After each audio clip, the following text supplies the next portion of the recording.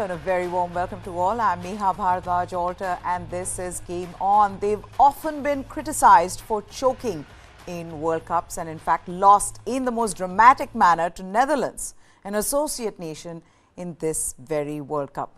But that blip aside, this South African team has created records in every other match. The top three totals in this World Cup have been scored by them. 600s have been scored by South Africans in the tournament so far. Their victory margins have been huge in every game. Who can forget beating Sri Lanka by 229 runs? So the question is, after India, is South Africa the other team that looks the most dangerous in this tournament? Let's discuss this with Chetan Nirula and Jamie Alter. Both are outside the Firozshah Kotla Stadium, or now renamed as Arun Jaitley Stadium, because there's another match today between Australia and Netherlands. We'll talk about that as well. But let's just talk about South Africa's dominance so far, guys. How do you look at this team, given how well they've done? You know, it's one thing that they lost to Netherlands, but they've bounced back and in style, and to do it with these kind of record margins. I mean, that's huge. Let's start with Chetan and then I'll come to Jamie. And congratulations, you got your predictions right. Finally, after a really long time, that must feel good about the match last night. It turned out to be a one-sided one. But yes, how dominant have South Africa been? Absolutely dominant, Meha. You know, it's wonderful to watch a team finally fulfilling its potential. If you look at their batting lineup, I mean, we've discussed this in this show pre-tournament, that their batting lineup is probably going to benefit from having played so much in India, especially the IPL tournament. All of their batsmen, all of their prime batsmen have been, contracted with the primary IPL teams. And they've got a lot of experience, a lot of game time here in these conditions. So they know exactly how to attack, how to defend, how to play pace, how to play spin, how the ball's going to do under lights, how the different stadiums are going to behave. I mean, the other day, Heinrich Klaasen was talking about the fact that one practice session at the Wankhede before the England game was helpful enough for them to figure out what sort of power they need to use to hit their big shots, what sort of angles are going to work at the Wankhede. So it's just the experience that's coming home for South Africa. I always had this team as the dark horses in this tournament. I think their bowling attack is also starting to click. They're definitely going to be in the semi-finals. And then, you know, we can only hope that the choke attack doesn't call home. I think, like Jamie says, you know, they've already lost that one game in this tournament, so it shouldn't really bother them going forward. So hoping for a good tournament from South Africa. I think they've really lit this up. Yeah, the good thing is that hoodoo part of it, that's out. You know, they had to lose to one of the teams in a shocking manner, you know, have an upset. That's happened, that's out of their way. What matters, Jamie, is that they bounced back in style. And it's one thing that you see some of the other teams, the way their batting has been, especially India and New Zealand. But South Africa, the way they're batting right now, are at another level. I think they are the most or the highest six-hitting side in the tournament so far. And that's largely because of Heinrich Klaasen and Quinton de Kock. But this is a side on a mission. And, you know, you've got to give it to them in the way they've gone about scoring those runs. It's not easy to score 380 plus, even if the conditions are good, to bat 3 times in the tournament. Absolutely. I think what they've done is they've picked up the England template, the same England template which England used for what, 7-8 years, and now have totally forgotten what to do. That template is being used. You know, that if we concede 400, we're going to chase 400. And if someone asks us to bat first, we're going to go and get 400 right there. And again, you mentioned Heinrich Klaasen. I think he's been the decisive factor. We know what Rassie van der Dusen can do. We know what Aiden Markram can do. Chetan's a big fan of him. We know what de Kock can do. But it's what this guy's doing, and pretty consistently, you know. Is he the best number 5 or 6? Because look, sometimes he bats 5, sometimes he bats 4. What he does is he adds on that extra 30, 40 runs. You know, he gets to 40, 50, but then how he jumps from 50 to 90, that to me seems to be his big skill. Of course, not all venues are going to be the Firozshah Kotla. Not all venues are going to be the Wankhede. But the way that Klaasen is batting, I think he's going to do it, but 6 times out of 9 at least. And then you see David Miller. David Miller is happy playing in his shadow. He's happy to drop down a spot. I think Bangladesh found out yesterday what David Miller can do, even when you give him 18, 19 balls. And then you have Marco Jansen. Chetan was at the ground that day, and he'll tell you that 78 or something he got off 45 balls, what that does to a team. So they have fantastic depth. I think the bowling is very, very good. You have someone like Lizard Williams come up and pick up a couple wickets. And like we've discussed, they've got that one bogey match out of the way. In the end, wherever the dust settles, and I think they've gone beyond being dark horses now, only because they've come back from that loss to the Dutch by hammering 2 teams in a row. If their players stay fit, if they somehow find a way to keep playing Riza Hendricks instead of Temba Babuma, I really don't see any major flaw in this team. And let's see, again, we know how they fare in knockout matches. True. But I think this is a very, very different South African team we're looking at.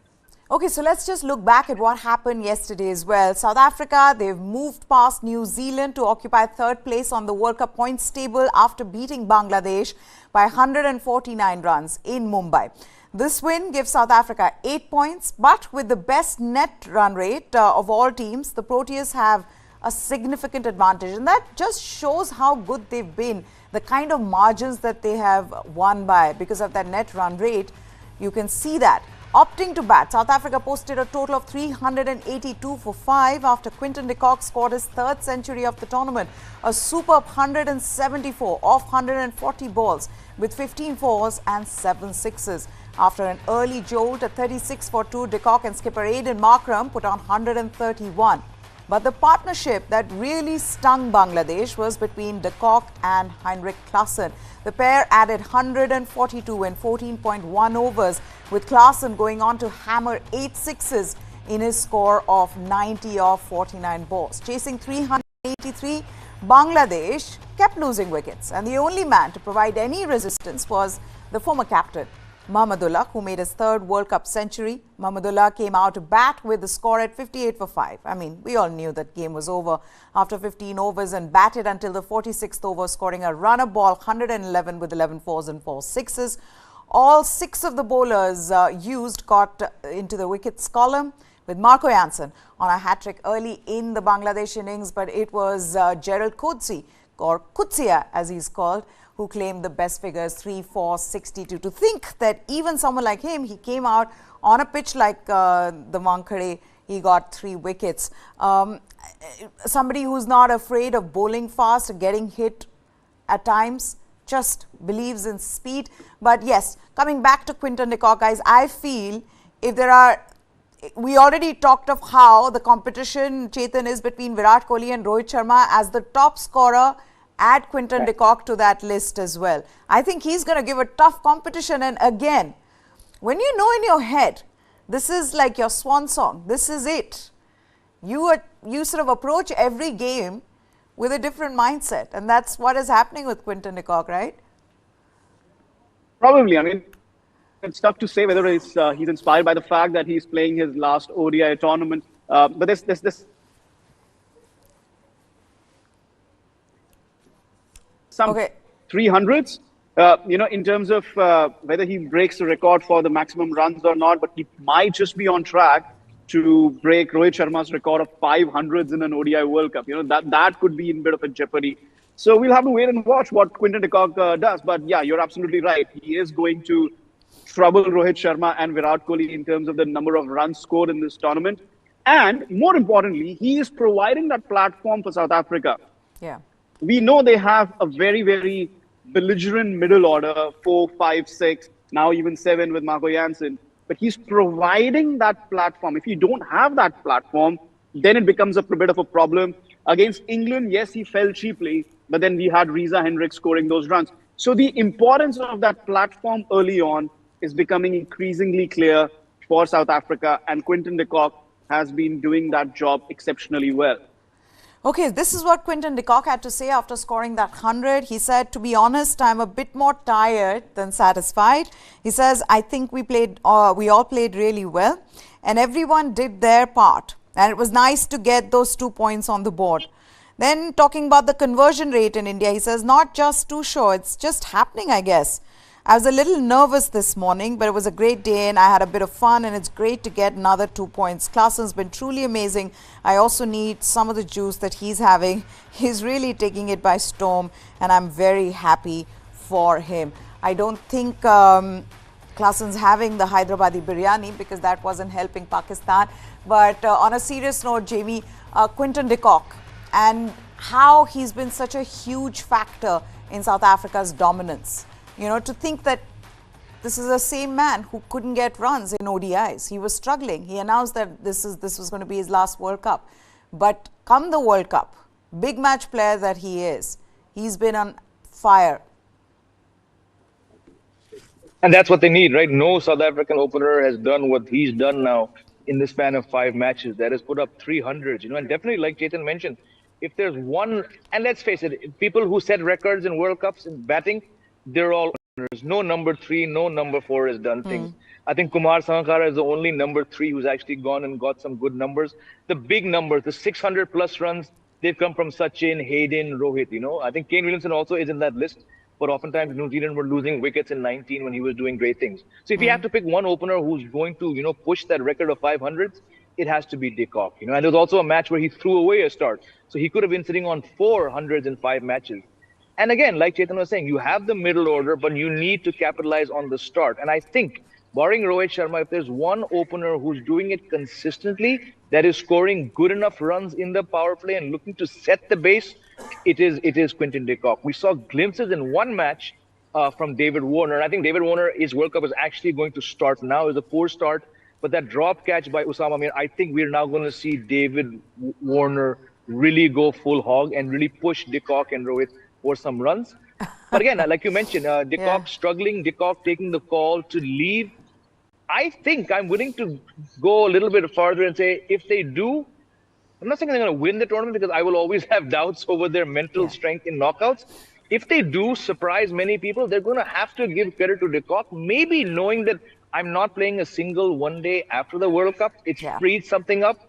I think we can all agree when it comes to South African teams going into any World Cup since 1992, it's never been about the personnel. It's never been about the skill. It's been about something else, something that we cannot quite put a finger on. And maybe in what de Kock's doing, we're seeing signs of that. The freedom, the liberation of knowing that, you know what, no pressure because I'm done anyway. So let's hope the fun continues. Because it has been, I'll be honest, I'll admit, it has been fun watching this South African team. Absolutely. And, you know, this could completely turn negative. You know, this is your last World Cup, the pressure of it, the pressure of scoring runs, but it doesn't seem to impact him or affect him in that way.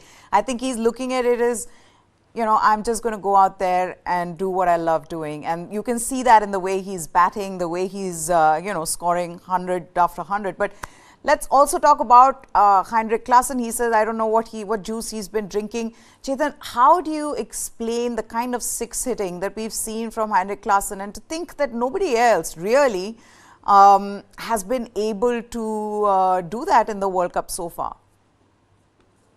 Well, obviously, it is down to timing and his you know, immense power to hit those boundaries, to clear those ropes. But it is also to do with the fact that he's an amazing player of spin. I remember the 2018 tour of South Africa. India were touring there and they played those 6 ODIs. Virat Kohli scored a lot of hundreds in that series. India won 5-1. That one match where South Africa won was at Johannesburg. It was a flat, Wanderers pitch. There was some rain around, etc., etc. The ball wasn't turning much. But Kuldeep Yadav and Yuzvendra Chahal had absolutely bamboozled South African batsmen in that series. For that one match, Heinrich Klaasen took them apart. And I remember remarking that day that, you know, this guy plays spin very, very well. And it's actually coming really, you know, true in this tournament where the ball can do a lot more in the hands of the spinners. So he's probably the best middle order batsman against spin in world cricket at the moment. And then you combine it with the fact that he's probably also the best finisher at the moment in terms of, you know, his raw hitting ability and the fact that he can accelerate in those last 15 overs. What he's having for breakfast or lunch or dinner, or even to recover from cramps, you know, that is a recipe that everybody should try and get to know. But he is setting this tournament alight. I think he's garnered a lot of fans, not only in Mumbai, not only in India, but across the world where people are watching. And he still remains so grounded. So it's just great to Yeah. see the way Heinrich Klaasen has lit up this tournament. Yeah, I mean, I think that a lot of people are watching South Africa bat so that they can see Yeah. Heinrich Klaasen and what he'll do on the day.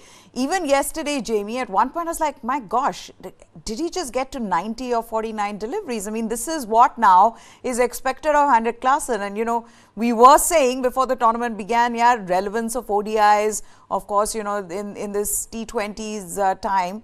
He is really been that spark, the T20 spark that this World Cup needed. Yesterday you said there's no 6 o'clock show, so let's get your predictions, right? So the difference between a 380 and a 350, it's people like Heinrich Klaasen. As long as he was there, even when I think there were 9 or 10 balls left in the match, and he was still there, you actually thought the 400 could be done. How many batsmen can you say that about, who were batting on 78, 80 at the time, and within the next 6-7 balls can get to 100? Very few. And it just says all the reasons outlined right now by the both of us about what makes him so special. But when you can add on that extra 30, 40 runs, and I'll go back to when I say extra 30, 40 runs, I'm not talking about that being Heinrich Klaasen's score. I'm saying that's the 35, 40. He adds on to a 50 or a 60 at a strike rate of 115, 120, 125. When that suddenly jumps to 160, that is where you have this amazing asset. And we have to brace for that day when they will be chasing. I think they've only chased once, and we all know how that panned out. They lost. Yeah. There will be tougher days. Yesterday was not easy. Yesterday against Bangladesh, 36 for 2. That was a jolt, but did it matter to them? No, they knew we have Klaasen behind us. And it's that belief of knowing he's there. That's also what fueled de Kock to just keep going. Yeah, Chetan, you wanted to say something? Yeah, I just want to add a bit that I think depending on the strength of the different batsmen in their lineup, I think why South Africa is doing so well, it's down to each batsman's individual strength. Quinton de Kock, Reza Hendricks, Bavuma, they can give you the kind of start. Rassie van der Dusen, I think he is a good batsman as well. And along with Aiden Markram, they are able to navigate through those middle overs, 11 to 35. For them, the middle overs end at around 35. 35 to 40 is when they say, okay, you know what, can we try and increase the tempo depending on the situation of the game? That's what they did against England. That's what they did against Bangladesh as well. That's what they did against Sri Lanka as well. So their big hitting starts around the 35th over mark. And because of the strengths of somebody like a Markram, of a Heinrich Klaasen, of a Miller, and now Jansen is being added to that list. And I think that is why this batting formula is working for South Africa. I think they have these 2 matches coming up, one against New Zealand and then against India in Kolkata, first in Pune and then in Kolkata. These 2 teams, they're going to meet at the latter stages of the tournament as well.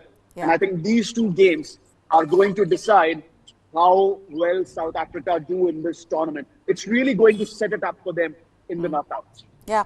And also this dependence on batting first, Jamie. It seems like that seems to be the template that works for them. And chasing, can they handle the pressure? Can their batters handle the pressure because of what happened even against Netherlands? Is that something, ghosts of the past, they'll come to haunt them? Can they do that? And which is what I'd like to see, especially when they're playing against India. Look, again, you said ghosts of the past. I was just quickly running through my head while Chetan was speaking. If I'm not mistaken, of all their ODI World Cup, quote-unquote, chokes, I believe only one, a match that we were both at, only once were they batting first, Auckland 2015, when they were batting first. They had a good score, then a rain break came, and post that rain break, a different South African team took the field. Barring that, 96, I believe, they were chasing after Lara's 100. 99, they were chasing. I was at the ground, so I cannot forget that. 2003, they were chasing when Sean Pollock and his team couldn't read the conditions. So, again, they would probably, the jitters might come in when they're chasing, not just in the knockout, but like Chetan mentioned, in those 2 tough matches against New Zealand. And New Zealand is a team which has given them a tucker. I was looking for a segue into bringing up New Zealand, South Africa. These 2 teams played, it was a league match 4 years ago at Edgbaston, but South Africa were in a position, they had a terrible start. They needed to win, right? And what team stopped them again? It was New Zealand. And before that match, Chetan will correct me, It was either Chetan or someone else. As soon as I entered, they said, "Did you hear what De Kock said in the press conference?" I said, "No." He was asked, "Is this the most pressure you felt?" He said, "No, the pressure comes from me playing for Mumbai Indians." And Oh, right then, yeah. I'm like, hang on, this guy's just giving it all away. He's not known to be the smartest tool in the shed. Let's get that out of the way. But for De Kock to say, "No, I feel more pressure playing for Mumbai Indians," somehow you thought, "Oh, here we go again. This South African team has lost it." We're not seeing that kind of statement this time around. So yes, India, Kolkata, New Zealand in Pune, but the belief with which this team is playing, I think they've got the cobwebs of the mind out of the way to a large extent in this World Cup. Okay, so we'll come back to this. We'll also talk about Australia and Netherlands, but this is big breaking news that's coming in. Hardik Pandya, he will be unavailable for India's next two games, and he'll only be able to come back for the last two matches of the league stage. India next play England in Lucknow on 29th of October. And then they take on Sri Lanka in Mumbai at the Wankhede Stadium on the 2nd of November. Now, according to a report in Indian Express, this is what the report says, that Pandya, he hasn't even got back to bowling since injuring his ankle during that India versus Bangladesh game last week. He's unlikely to join the team ahead of their game in Lucknow, which is what the BCCI had said, that he was not going to be traveling to Dharamshala, but he will join the team in Lucknow. But that's not going to happen now. The medical team, they will continue to monitor his progress, and they'll wait for him to recover at the National Cricket Academy in Bengaluru. Now, if you can see those visuals are from that game against Bangladesh, where he had just come down to bowl. And I think 3 deliveries in, that's when he tried to stop the ball after it was hit by Liton Das with his foot. He fell down in the process and then twisted his ankle. He tried to continue bowling, but he was in tremendous pain. And then later on, he limped off with the help of the physio. Then there's a doctor from England who was treating him. Of course, BCCI went into overdrive, made sure that, all the treatment that was needed was available. He was flown to the National Cricket Academy. But now what we are hearing is that he will not be available for the next 2 games. Now, we know the importance of Hardik Pandya in this side, the balance he provides to this team. We saw this in the last game. It didn't come to hurt India, but what this does is that India have to make changes in the playing 11, and more than one change. There are a couple of changes that they need to make so that the team is balanced. And so, which means now next 2 games he's not going to be available. Jamie, how do you look at this? I mean, the one against England, that is a big game. All said and done, it is an English side. Yes, I know that they've been, punching below their weight. But on any given day, you can expect them to come good. How big is this for India? Again, it's massive. We spoke about, we're optimistic that it would not be more than 1 match. And we mentioned India taking a gamble that day against New Zealand because New Zealand was the only other team unbeaten that time. The gamble paid off that day. I believe the gamble would probably pay off against England because they're just in such bad shape. Yes, they lost 3 matches 4 years ago and they went on to win it. But again, that's very, very different conditions, a different team. I think England are pretty much down and out for the count. Now, coming to the biggest match, because of what we've been discussing for the last 25 minutes on the show, the South African threat. I have been saying Shami would probably play that match against South Africa because of their batting and what he brings and his Eden Gardens. You're going to need Mohammad Shami there. Now we know that he's playing. Again, Suryakumar Yadav could probably blame Virat Kohli for being run out, so we can't really pass judgment on that one innings. But the 11 will stay the same. Unless Lucknow is a turner, then you need to figure out, do you drop a batsman and play a spinner, or do you drop a pacer? More important match against South Africa, more so the way they've smashed the opposition in the last 2 matches. Mohammad Shami always, to my book, had to play that match. And you need Suryakumar Yadav because if they have a Klaasen, I know I'm very critical of what Sky has been doing, but on a day, Sky can do what Heinrich Klaasen does. The reason he's playing in the 11 is because of that promise. And let's face it, Sky has gotten 30 ODIs based largely on promise more than performance. So yes, it's a massive setback, but I'm going to say this team is in such a good position. True. They're going to find a way to cope for 2 matches without Hardik Pandya. Yeah, just the way they played the last game without Hardik Pandya. Shardul also put his hand up and said, and came back better in the second spell, Chetan, after Hardik Pandya limped off the field, right, in the match against Bangladesh. They played that match well. And the kind of form that India is in. Can we just say it's okay? We don't need Hardik Pandya right now? It's fine? No, we can't say that. I mean, obviously, he provides a balance. See, when Hardik Pandya is not playing, you need 2 players to replace him. You need to bring in an additional batsman and you need to bring in an additional bowler. And 2 players replacing him still don't give you that balance in the team. So, we can't win this World Cup without Hardik Pandya. I personally think that. And now let's talk about the 2 games that are coming up. I agree with Jamie that the playing 11 is pretty much set, that you need to play 6 batsmen and 5 bowlers. Now, who are those 5 bowlers going to be? That's going to be really crucial.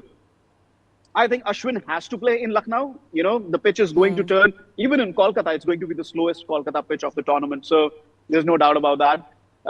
But in Lucknow, it's going to be especially slow against England. That venue has been picked for a reason, for the pitch to be slow. And we've seen it has behaved slow in the past games as well. So I think Ashwin comes into the England game. And I think they will not drop Shami. I think they will leave out Siraj for that particular game. And say, okay, let's see how Bumrah, Shami do. And if Hardik is not coming back at all in this tournament, then that new ball partnership will become really, really important.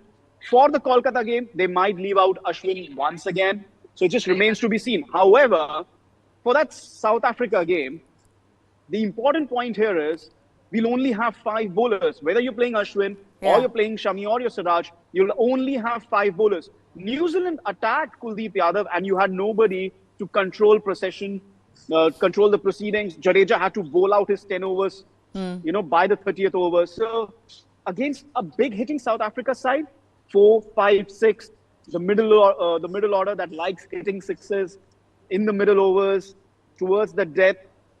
I think 5 bowlers in that game is going to be a real challenge. That is going to be the real test for India's 5 bowlers theory. Yeah, but I'm also wondering what they're going to do at the Wankhede, Jamie, because he's not going to be available there as well. So yes, bring in Ashwin for that match against England in Lucknow. It's a slower track, though much better than what we've seen in the IPL. But it is a slower track. So yes, that's what Chetan said. But do you think at the Wankhede Stadium it's going to be different, that you do go in with that same team that India played with in Dharamshala against New Zealand? Suryakumar Yadav, he knows exactly how to bat there, and then of course Mohammad Shami as the bowler in place of Shardul. So Pandya's out for 2 matches, right? So Sri Lanka comes before, so he could be back for the Kolkata matches, is what you're saying. You're saying he's been rested, he's been put out for 2 matches, minimum 2. So minimum 2 with this kind of fitness, you don't know, he might be out. Look, again, Sri Lanka, one of the weaker teams. I think just like they managed against New Zealand, they'll manage just fine against England and just fine against Sri Lanka. Because Sri Lanka's batting beyond 2 players, and now and then Pathum Nissanka stands up. It's not really a concern. Sri Lanka have really struggled to win one-day matches in India, especially against India. So we all know the biggest threat is that match on the 5th at Eden Gardens. England, like I said, they're so down for the count, and if Ashwin does play, their task becomes tougher. Not saying by any stretch that it's going to be easy for them to cope without Hardik Pandya, but definitely against England, I think, given how if this were a full-side England team who'd not lost 2 matches, I'd be like, the game is gone without Hardik Pandya. But they're down in the dumps. I don't see them making a comeback. Not concerned. And Sri Lanka, I'm not concerned at all because they're out of the reckoning. Even if India do drop that match on account of not having Hardik Pandya, I'm not too concerned. It's that match on the 5th against South Africa which really could change the complexion of the World Cup. Which is my other thing, that are you going to take that risk of playing Hardik Pandya in that game, that if that happens to be the most important game for you in the group stages now going forward? Chetan? I don't think so, Meha, because first of all, when Hardik got injured, I said it on the show, let's not take their word you know, what they're saying, that it's okay, it's just a precautionary thing, he's not playing, he's resting. Look at now. He's missed a second, he's going to probably miss a second game running, Yeah. probably going to miss the Sri Lanka game as well. And the fact that he's not bowling yet means Hardik Pandya might not be available until the semi-final and the final. And what's the guarantee that he's going to be ready to be bowling at full tilt in the semi-final? Are you going to take Hardik Pandya, who's only 75% fit, can only bowl 4-5 overs? Because that hurts your team balance. Because then you have to play a Shardul or an Ashwin to back it up, and that hurts your team balance. So, look, I'll take it with a pinch of salt. What the BCCI says about the injury, I think they're not going to be very open about it. At best, if he's not going to be available, they're going to make a very, very late call and bring in Akshar Patel just before the semi-final and the final. If at all he's not going to be available. And something tells me that we might be heading into that direction. But I just don't see him being available for England, Sri Lanka, or South Africa. I just don't see him being available. Okay, let's move on then. Let's talk about the match that both these gentlemen are at, which is Australia versus Netherlands at the Arun Jaitley Stadium. Both in front of red walls. This is exactly where we've been going for, and we've been standing there for our lives. But following Afghanistan's wins over England and Pakistan, and Netherlands defeating South Africa, 5 times world champions Australia are bracing for a stiff challenge from Netherlands. The two teams meet today in New Delhi, and Australia will be bracing to avoid an upset similar to the ones that defending champions England experienced at this very venue a couple of weeks ago. Australia put their World Cup back on track after early defeats to India and South Africa, and after beating Sri Lanka and Pakistan, they are 4th on the points table. Netherlands are 7th, ahead of Sri Lanka, England and Bangladesh. And once again, will have to use all their resources to put one past the Australians. Their confidence will no doubt be high, for they also ran Sri Lanka close in their previous match. But Australia provides a much tougher opposition. It remains to be seen if Travis Head plays. In fact, we're seconds away from getting that news. I'll tell you as soon as I finish this. He has, of course, made a faster recovery than anticipated. But apart from that, Adam Zampa's back spasms are the only fitness concern that the Aussies have. So, 2 of the 3 games have been won by team defending a total in this World Cup at this venue. But then India chased that down with total style. So let's see. What will the skippers look to do? Australia have opted to bat. So I'll get to know the playing 11 soon. But let's go across to Chetan first.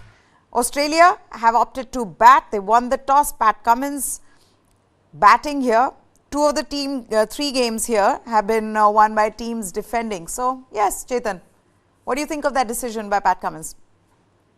I know JV will be disappointed because he'll think, okay, you know what, that the best chance of getting out of here early would have been Netherlands batting, Australia rolling them over, and a quick chase. And also, I'm sure he's disappointed.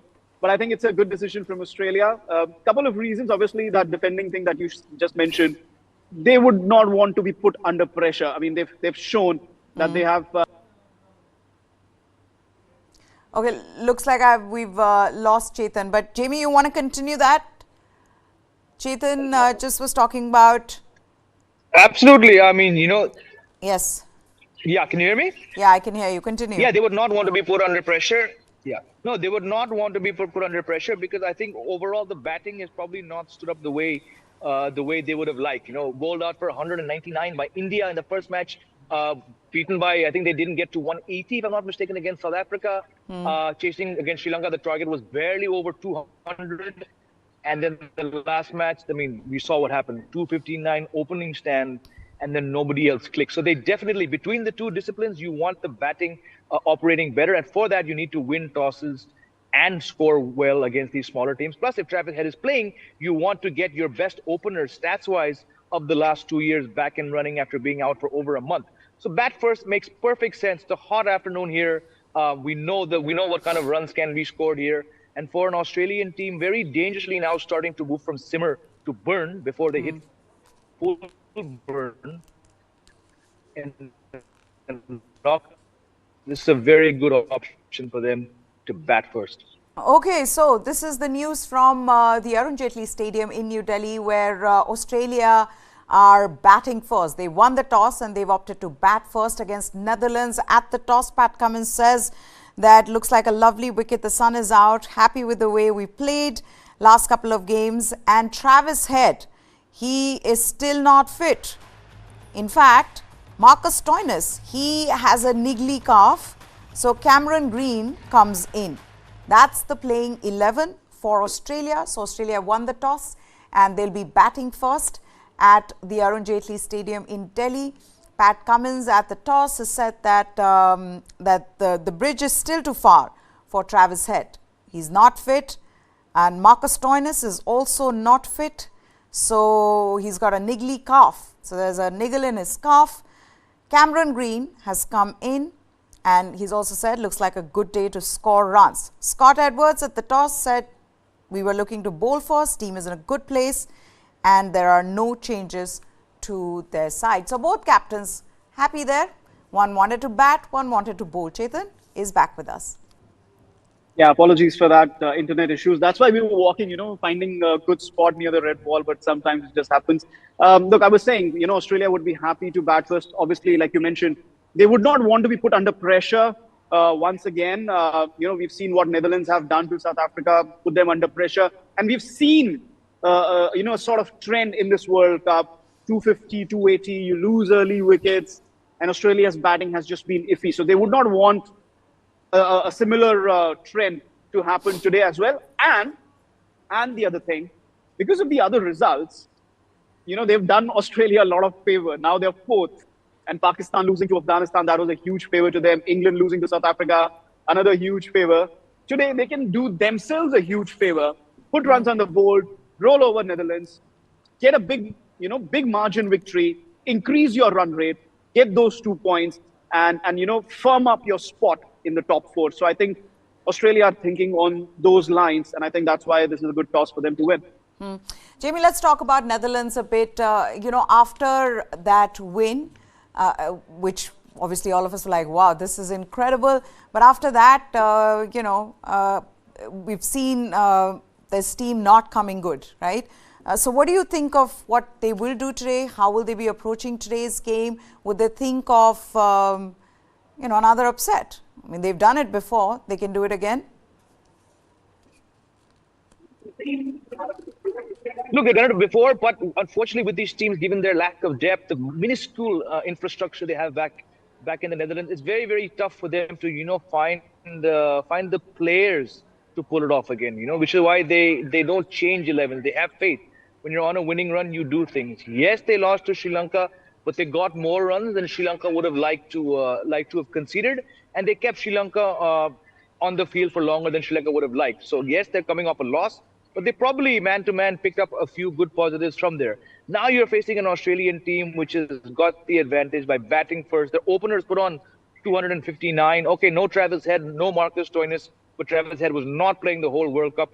And Stoinis, barring one spell and one good catch, has done nothing. So that's probably not going to impact Netherlands and their plans. We've heard every time a mic is thrust in one of their faces, they say, we're not here just to make up the numbers. We're here to do good things. And I believe they have that faith. But on this track, we saw what happened to past teams. Sri Lanka got mauled here. South Africa put up 428. And we all know in these contests, once it goes beyond the 280 mark for associate nations, it's going to take something extraordinary, So I think they'll fight, but they're going to have a tough time keeping Australia in these conditions to under 350, 370. How shocked and disappointed are you by Steve Smith not being able to score here? World Cup, the stage itself, conditions. You are somebody who this team depends on when it comes to batting against the spinners. And yet, Steve Smith, he is flattered to deceive. At times, you wondered why he's played certain shots. Chetan, if they want to continue, winning from here and get into the semi-finals, then Steve Smith needs to come good as well. Oh, there's no doubt about that. And I think We've spoken about how it's the last World Cup for Quinton de Kock. He obviously has announced his retirement, but there's no way Steve Smith will continue to play ODI cricket or another ODI World Cup down the line if it ever happens. So this is primarily Steve Smith's goodbye to the ODI format as well. And knowing him, he would want to do well. There's no doubt about it. He started off well, those 40, 42, 46 runs, whatever he scored against India, on a bit of a turning track. I thought that was a good knock. He's just not really kicked on. And I think there are a couple of factors here to blame. Obviously, Australia's batting lineup, getting stuck in different conditions, whether the ball is turning or the ball is doing a bit under lights. Then, you look at a batting surface, a very good batting surface against Pakistan. And there also he could not get started. So I think there might be a bit of a confusion as to what his role is in that batting lineup right now. Because you also have Manas Labuschagne. Yeah. And then up top, you have David Warner and Mitchell Marsh, who are scoring runs freely. But then you have two accumulators coming in at number 3 and number 4. What would happen if Travis Head was fit? He would probably open or bat at number 3 or Mitchell Marsh at 3. Then where would Steve Smith bat? So I think there's a bit of a confusion over the kind of roles that he's supposed to perform or Manas Labuschagne are supposed to perform. I don't think the two of them work together in an ODI setup for Australia. And that will have to change at some point when Travis Head becomes available. But there is no doubt he needs runs here today. If he doesn't score runs, Labuschagne scores runs. They only have spot of one batsman going ahead when Travis Head does come back. And it's not implausible that they might leave out Steve Smith if he doesn't start scoring runs. And it's not going to be as straightforward, Jamie. I know you have been saying, and Chetan's also been saying that, this is the time for them to better their net run rate. But this Netherlands side, especially when it comes to their bowling, has been good, as South Africa found out. And to think someone like an Aryan Dutt, Roelof van der Merwe, they've come prepared. Roelof van der Merwe in the middle order for Australia, how he bowls against them and how their middle order bats. That'll be interesting to see. Aryan Dutt with the new ball could also be interesting against the left-handed David Warner. How are you looking at that? That this is going to be or could turn out to be a good contest given how good Netherlands bowling has been? Absolutely. Let's be under no illusions. This is a better bowling attack than what Australia faced 3 days ago against Pakistan, right? Similar conditions in that 350 is up for grabs and, somewhat small square boundaries. South Africa put up 428 here. But like you mentioned, Aryan Dutt may not have the wickets to show for barring that one match against Sri Lanka when he got 2 in his first spell. But he's bowling very, very smartly. He's come planned, And by the time someone like a Roelof van der Merwe gets the ball, most times the bowlers have at least given him 2-3 wickets or at least less runs to work with. So it's going to be harder for Australia here. And just coming back to Smith and the Labuschagne conundrum, because that's what it is. I know he made an utter fool of himself by playing that shot last match. I would promote Glenn Maxwell to number 3 in the hopes that he does the kind of things people around the world expect him to do.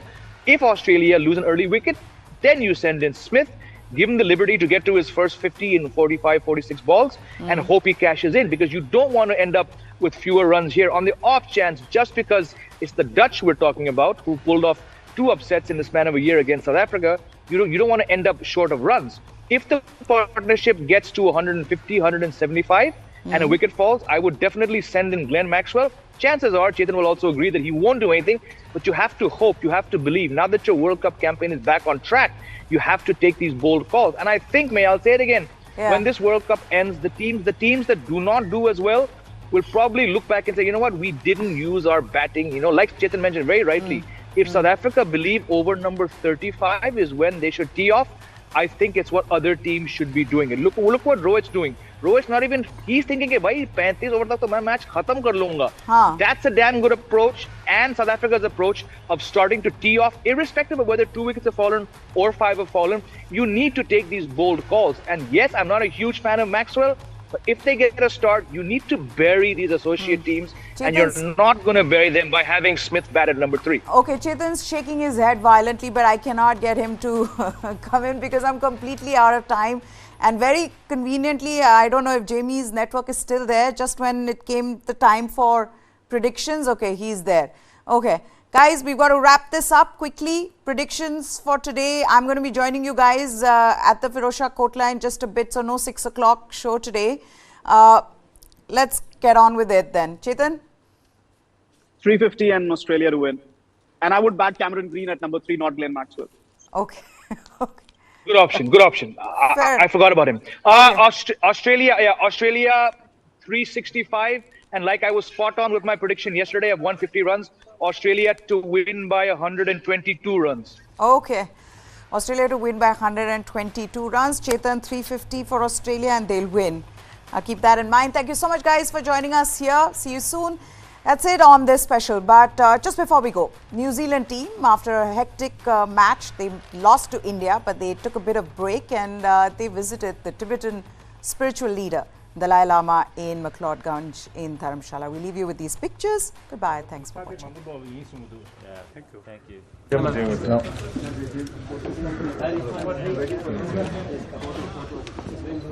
Spin the finger. No. Spin the finger. Look straight ahead. Get a photo. Thank you. Thank you. Look straight ahead. Yeah. Get a photo. Thank you. Straight ahead. Thank you.